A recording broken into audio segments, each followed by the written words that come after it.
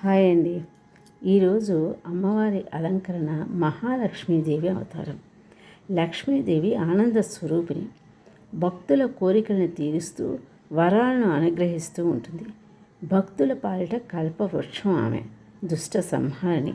వేద ప్రతిపాదితమైన సర్వ చైతన్య స్వరూపిణి మహాలక్ష్మి. శ్రీ అంటే ఆశ్రయాన్ని ఇచ్చేది అని అర్థం. శ్రీలక్ష్మి అంటే చంచలమైన చూపుడు కలది అని అర్థం ఉంది. అపరంజితలా మెరిసిపోతూ అందరి మనసుల్ని హరిస్తుంది. అందరూ లక్ష్మి వెంట పరిగెడుతూ ఉంటారు. కానీ ఆవిడ మన కోరికలను తీరుస్తూనే శ్రీహరిని సేవించడానికి ఆరాటపడుతుంది.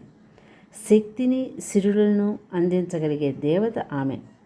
మానవులకు దేవతలకు మాత్రమే కాదు, పరమాత్మకు కూడా శక్తి సిరులను ఆమె అందించాలి. అటువంటి లక్ష్మి నాపై అనుగ్రహాన్ని కలిగి ఉండాలి.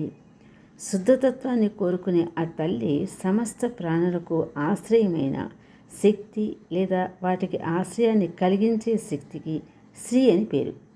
సృష్టిలోని ప్రతి జీవిలో ఉండే లక్ష్మీ స్వరూపాన్ని దర్శించడమే శ్రీ సూక్త పారాయణం యొక్క పరమార్థం. ప్రాణులలో లక్ష్మీ స్వరూపంగా ఉన్న మహాశక్తికి నమస్కారం. ఈరోజు మహాలక్ష్మి అలంకరణలో నిండు గులాబీ రంగు వస్త్రాలను ధరింపజేస్తారు. కదంబము, క్షీరాన్నము ఈరోజు నైవేద్యంగా పెడతారు. నిత్యం లక్ష్మీదేవిని ధ్యానిస్తారు. వారి తాపత్రయాలు అన్నీ పరిహారం అవుతాయి. ఈతి బాధలు తొలగిపోతాయి.